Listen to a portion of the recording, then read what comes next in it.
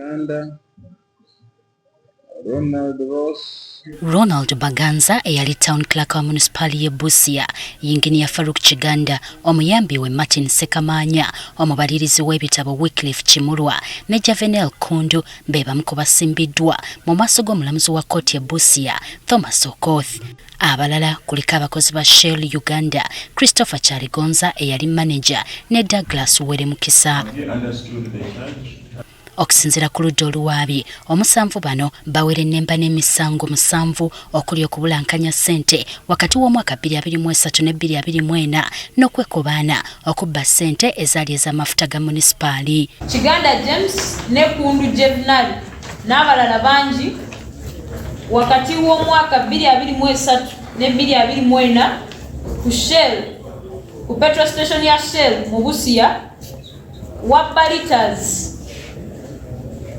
1,715 ez'amafuta era nga zino zibalibwamu $1,015,414. Bano bonna emisango gyonna bagyeganye.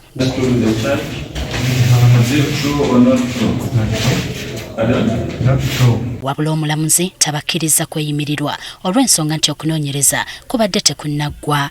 Bannamateeka b'abantu bano balaze nnyiike olw'abantu baabwe obutaweebwa kakalu ka kkooti, kyokka balina essuubi nti we banaddira ng'okunoonyereza kuwedde.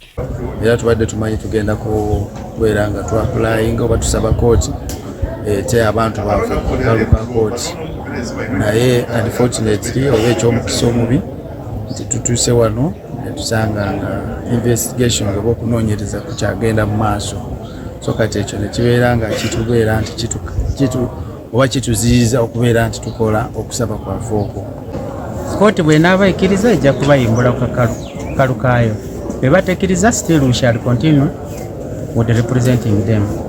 Bano omusanvu basindikiddwa kwa limanda mu kkomere Masaafu okutuusa nga 3 omwezi guno lwe banadde okwewozaako.